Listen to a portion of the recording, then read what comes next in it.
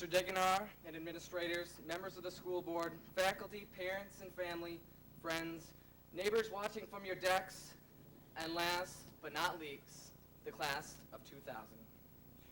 There are many people who have reached center stage in America, and each one could stand before us tonight and share his or her remarkable story. Kathy Lee Gifford, for example, could enlighten us with her story entitled The Secret to Its Successful Marriage. And Bill Gates could force college loans all the more with his autobiography entitled 30 Billion Reasons Why a College Dropout Like Me is More Successful Than You'll Ever Be. Or simply, Why the Government is Your Friend. Whether it is a story of becoming one of the richest people in the world or simply finding your life's meaning with Regis and Frank. Oops, both are gone. Do not be fooled. You are given nothing in life, not wealth, not luck, and certainly not success. You are only given opportunities. Whether we choose to ignore or act on these opportunities is entirely up to one person, you. In 1973, Bill Gates entered Harvard University, where he developed a computer programming language. Guided by a belief that the personal computer would be a valuable tool on every office desktop and in every home, he began developing software for personal computers. Recognizing an opportunity to start Microsoft in 1975 with his friend Paul Allen, he dropped out of Harvard to devote his full time to the company.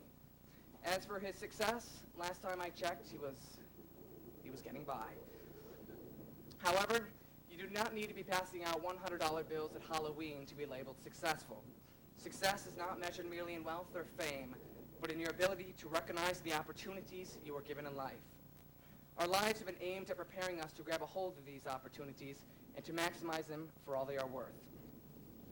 There's a quote, "Your greatest defeat in life is the race you never began. And like a race, the greatest defeat is the opportunity you let slip by." Nothing is worse than looking back on your life and saying, what if?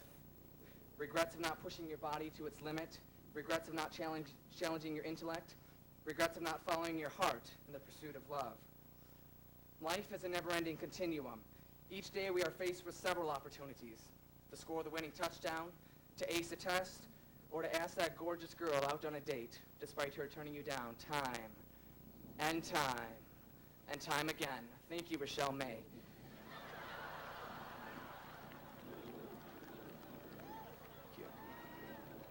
Thank you. Perhaps 4 teenage boys from Littleton, Colorado know about executing and recognizing opportunities all too well. In the height of the tragic massacre at Columbine High just 14 months ago, nearly 30 students were trapped in a classroom.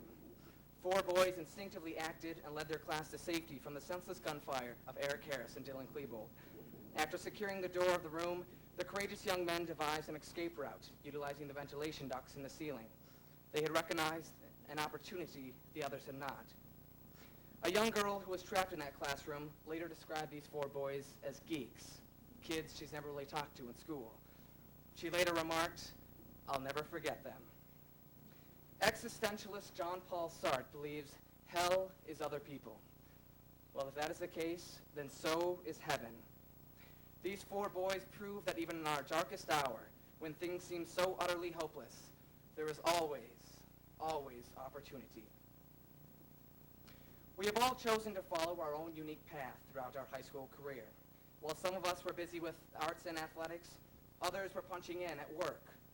While some of us understood things easily, others stayed after class to ask questions. And while some of us partied on the weekends, others, like me, questioned the meaning of the word and continued to study.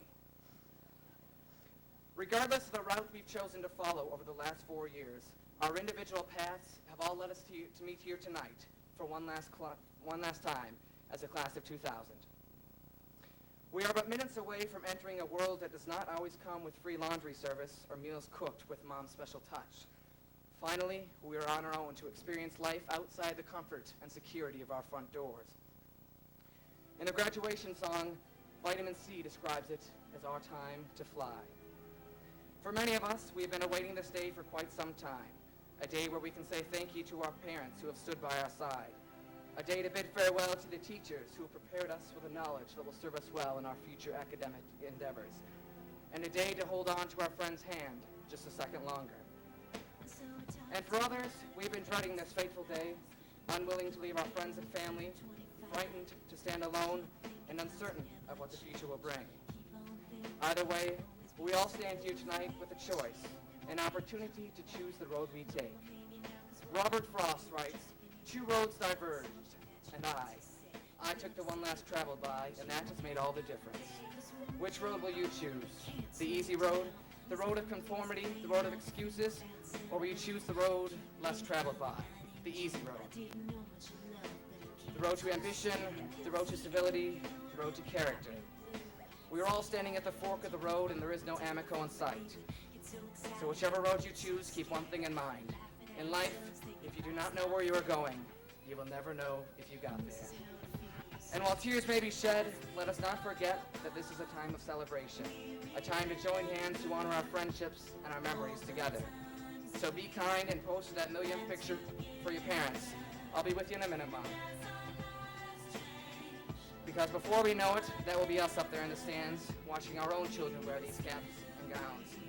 And by that time, it is my hope that each one of us will be able to look back on our lives and realize not only that we do, indeed, inevitably become our parents,